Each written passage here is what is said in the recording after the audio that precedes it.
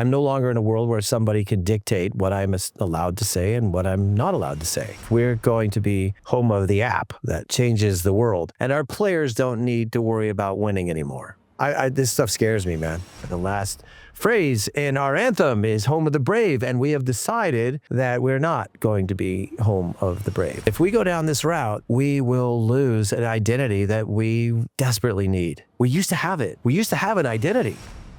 All right, welcome in. This is Unleash on Eric Wynalda. This is my old cup from the Hall of Fame when it used to be an Oneonta. So a quick shout out to my good friend Carly Lloyd. Congratulations, my dear. You are amazing. She's a brand new mom, exploring a whole new world in her life, which is phenomenal. Got to go back and forth with her yesterday. It's pretty cool. I liked her speech too. Her speech was a little bit apologetic, mainly because she's essentially said, I'm sorry that I wasn't a better teammate in the sense that you didn't get more of me because I was too busy trying to win. Reason why I bring that up is because it's a part of this episode's topic. Congratulations also to Chris Armas, Nick Raimondo, and Mark Abbott. I know I made fun of you on the show and I called you the Family Guy. It's not my fault, man. You look so much like the Family Guy. See, look, there he is. And there he is. Don't tell me they don't look alike. But anyway, congratulations, Mark, on being a part of the Hall of Fame. As a builder, Chris Armas, Nick as well. Good friends. Okay, winning. This is really a topic that is becoming more and more of a problem in the United States. More recently, Major League Soccer and MLS NEXT, which is the youth programs underneath the umbrella of Major League Soccer, which does not just include the official academies, meaning San Jose has an academy, the Philadelphia Union have an academy, Austin has an academy, but there are also many satellite academies across the country. I used to work for one right here in Las Vegas, LVSA, Las Vegas Soccer Academy. Not much of an academy, to be honest, but that's the name of it. So we here in Las Vegas would participate in the MLS NEXT program. Now, I think one of the things that you'll learn about me is I really just don't give a shit anymore. I'm finally at a stage in my life where I could play politics. I could let some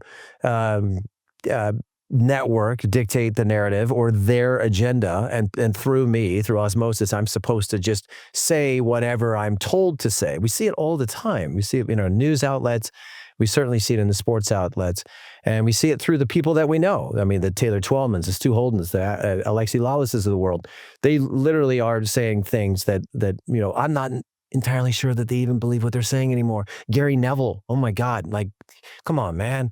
That can't be real. Roy's staying real. I think Roy Keane is staying real. And the guys on CBS, I don't know what that is anymore with Thierry Henry and Micah and Jamie Carragher. I'm really not sure what that is. It just should be called the halftime show. Because all they do is laugh. There's no analysis. Nobody's talking about anything. And Micah just puts his feet up on the desk with gum on the bottom of his shoe and drinks wine now. Like, he must be just saying to himself, what the fuck am I doing here? How did I get here?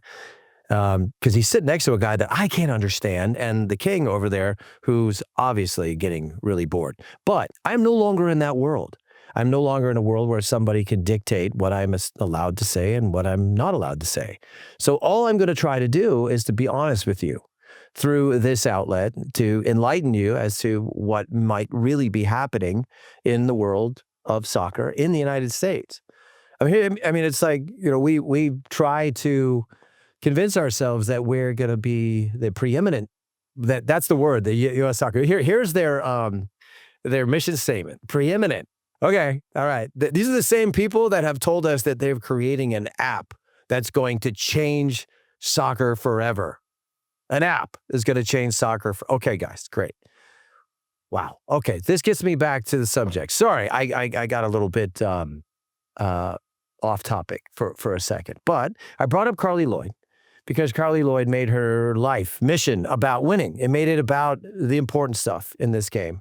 Go on the field, beat the opponent, and win something, which is really pretty much what she did. That's why she's in the Hall of Fame. That's why she scored a hat trick in a World Cup final, is because winning was really important to her. I think that this country has taken a turn. And I don't know when exactly it happened. I do remember that some of my friends, some of my former teammates, when they were part of U.S. soccer, said that it's more important to develop players. And somewhere in that development process, we started saying things that really made no sense. We started creating environments for kids that was all about metrics and it was all about analytics. And now we had kids coming in through our national team programs that were more interested in how many miles they ran and how many passes they completed. They could have lost 7-0, but they were going to be able to convince themselves that because this machine attached to their chest said that they played well, that they did play well. That looks like MLS is taking this to a completely new level, which is really scaring me. I got to be honest about it. The game is going in the complete wrong direction. They literally are saying that Major League Soccer next, well, MLS Next players will be now evaluated on their performance. They would be essentially given a grade as to whether they played well or not. And nobody's watching the game. Literally, there are 11 players on one team and 11 players on the other team, and nobody's watching the freaking game anymore. They're sitting at their computer saying, oh, that's at 86%. This player's having a really good game. They're not watching anymore. I have multiple friends who have coached at Major League Soccer, and they basically have said that they have employed, well, they didn't, the club did, a bunch of analytical guys who come in who don't even know anything about soccer. But they come into the meeting to tell you that the metrics add up. This guy had a good game. He gave the ball away and we lost. Yeah, but the rest of the time he was fantastic. So that's your guy.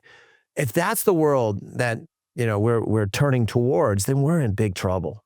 I've had my opinions about mediocrity. I think it's a scary thing. I think we can't marry ourselves to that, and we certainly can't develop a culture which puts the actual result is secondary. It is paramount. It is so important to understand that a winning culture is what we should be about. This is the United States of America. The last phrase in our anthem is home of the brave, and we have decided that we're not going to be home of the brave. We're going to be home of the app that changes the world. This stuff scares me, man. It really does, because I feel that our country, as much as the potential that we have decided to tap into a bunch of stuff that's going to give us an idea of what we think might have happened through analytics, which are being held, or metrics that are being held to be the end-all be-all of the truth. And that's not the way this game works. This game is all about feel. We call it the beautiful game for a reason. We like personality. Deterring, the process of players developing a personality is what you are doing when you strap a machine to them and turn them into a robot. It scares me. It really does. More recently, we've seen some of the comments coming out of Major League Soccer saying that this upcoming season, they will be implementing a new program which will essentially be giving a grade to the player. A percentage of what and then probably a ranking system will follow immediately behind that. And, obviously, tracking how far you ran, when did you reach your top speed? How many times did you reach your top speed? How many times did you steal the ball from the opponent? How many times did you engage in a 50-50 battle? And what were the percentages of win-loss? And that's going to determine, there's so many more little things and intricacies of the game that determine whether the game went well or not. Luck is a big part of it, and everyone's afraid to say that. Creating your own luck is essentially a thing. You have to be brave, and you have to play this game to the best of your ability. Now, I've talked about this before. And it's one of the things that I think is actually relevant now. But there are several different ways to look at how we address the game, right? And they usually come through conscious and unconscious behaviors, and competence and incompetence. All right, so those are the 4 factors. All right, so this is what you would assume would be relevant. So if you are incompetent, right, and unconscious, what that means is unconscious of the fact that you suck. Like you're incompetent, you stink, and you don't know you stink. We've heard that before, right? Now, what if you're unconsciously competent? You're unaware that you're unconscious of your competence. I'll get back to that in a second because that sounds bad, right? It's not. Competence and conscious behavior means what? That means that you are fully capable of doing this, right? But you're thinking about it. Your mind is dictating all your decisions. So many people will fall into this realm if we go along with the realities of what metrics and analytics are telling us. You can't help it. It's human nature. If someone tells you that you have to make the right decisions and then you essentially are good enough to do that, you're going to be thinking way too much in the game. Way too much. Now, if you are, let's see, if you are incompetent but conscious of that, that's actually a good thing. That sounds like it's not a good thing, but you know you're not good enough, right, to compete with this person who's 6'4" and you're 5'8". So you gotta get clever. You have to think of a way. How do I outwit this person? How do I make things? Do I cheat? Do I step on their toe? Do I pull their shirt? These are all the things that happen within a game when you actually know that you don't have the ability to, or the physical or ability to go up against what you're up against. But let's go back to it, right? If you really think about it, the best moments in soccer, the best moments in sports are happen when a player has somehow figured out a way to be in a zone. Right? Those are unconscious behaviors.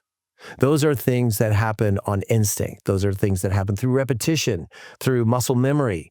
And those moments when they happen are usually the most beautiful moments that we have. If you think about it, you probably will lose the moment. If you take too long, if you are trying to think of what did my coach say that I need to do when this particular scenario happens, this is where we go wrong. Finding a way to tap into the talented individuals that we have in this country, both in the men and the women's game, and letting those personalities flourish and letting them have the trust and the bravery to play the game their way, they will start to do things in a different way.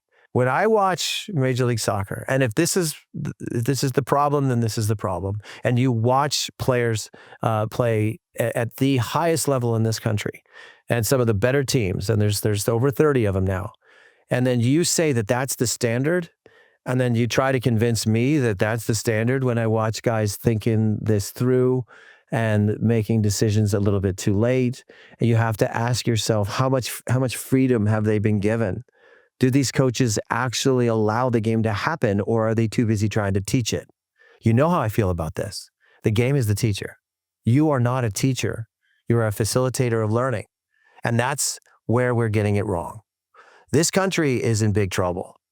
And we are, I guess, bought into the idea that an app is going to make things better, and our players don't need to worry about winning anymore. If you're not worried, and you've convinced yourself, because people do this. Human beings do this all the time. We do this in politics. Like we voted for somebody, and now we have, no matter what they do and how horrific of something that they might say or do, we'll still back them because we're backing our own decision. It's no different than writing a check to some club that's going to make your player, your son or your daughter better, and then saying, "Oh, I can't say that is, I made this decision to spend the money, that's going to happen. So no matter what, that's going to work out." And then you find yourself, going down the wrong road. It's okay to ask questions. It's okay to have, what I think is probably the most important thing in soccer and in life, and to be an independent thinker. I don't have a network telling me what to say anymore. God, it feels good. I don't have people pulling me aside saying, you can't say that. Why? Well, we're partners with these people, so we'd rather you choose your words a little differently because we don't want to lose that partnership, and they don't like negativity. Well, that player played bad. Yeah, just say that they didn't play bad. I mean, I can tell you, I got pulled in a room 150 times, and that was the way I had to address the job. At some point, I just said, I don't want to do this anymore, and that's why I'm here. But all things being equal, I think it's very important for our country to wake up, to understand that we've been infiltrated by a bunch of machines. I'm not blaming it all on AI, but if we go down this route, we will lose an identity that we desperately need. We used to have it. We used to have an identity. I'm not saying we were the best in the world. We certainly weren't that, but we certainly knew who we were in the world. And that was our greatest advantage. Trying to assume that we can be something else that we're not, and or create or manufacture a reality that's never going to come to fruition is a pretty scary path to go down. Now, I'm responding to this because a lot of you, there's way too many. Maybe I'll get to a couple of these responses, but there are some concerned citizens out there. There's people that are basically saying, look, what do I do? What do I do? Because this is what they said. And this is how much money I'm spending. And I don't know if this is going to work out. And we've been told that we've got to go to this tournament and we have to go to that tournament, or we basically are never going to be anybody. It's dangerous. It's a dangerous world we're going into. And Major League Soccer, MLS NEXT, you're just not helping. Figure it out. All right. Hi, there you are. Okay, welcome into a new segment on Unleashed. Proud to call this Taking Shots. Very appropriately named, since it is brought to you by our good friends at Calafino. If you don't know what Calafino is, here it is. There it is. There's their website. Check it out and get it in you. It will make things better. It makes things better for me. Absolutely. Okay. Thierry Henry. What are we doing, dude? I mean, you are the king. You were so great. You were such a great player. But if you really look at what's happening on CBS with this show and what it's become, with Jamie Carragher just making jokes and laughing and saying inappropriate things, and Micah trying to figure out how to rhyme and then getting that wrong, and then putting his feet up on the table with the gum on the shoe. Did you see that? That was a bad look. Got to figure that out, dude. And drinking wine on the program. And the whole thing's sponsored by Heineken, and he's sitting there drinking wine. I don't know how that works. But back to Thierry Henry, I admire this man, right? I know he's arrogant. I know that his time in Major League Soccer was tainted a bit because there was a couple of things that went wrong at times. I remember when Mike Pecky kicked him out of practice because he didn't like the way the coach was explaining pressing to him. Mike Pecky is no longer with us as far as in the coaching ranks, which shows you when you mess with the king, you mess with the sword, and then power prevails. However, dude, give us some analytical background here. I mean, give me something. I mean, we went into the game, and it was 3-3, Barca and Inter, and it was a time for you to tell the audience, this is what you should expect in the next 30 minutes. And just go back and listen to it. I mean, you just said, thank you so much to both of these teams. I don't know what to say. Well, that's not why they're paying you. I know they're paying you because you're Thierry Henry and you look really good in a suit and you were a phenomenal player and a pretty good coach, but that was the moment where you needed to work. So one of two things are going on. You don't know the tactics, or you're just too bored and you don't care. You don't want to do it. You don't want to do the work. Come on, man. Get better. I love you. I think Thierry Henry, to me, is one of the greatest players that have ever played the game. Boy, Arsenal could use you right now. I think that's an understatement. But give us more. Give us more. You're letting yourself down, and you're letting the rest of us down when you don't let us inside your mind. Fair enough? It's taking a shot, but I don't know. Maybe I'll feel better after I actually take a real shot.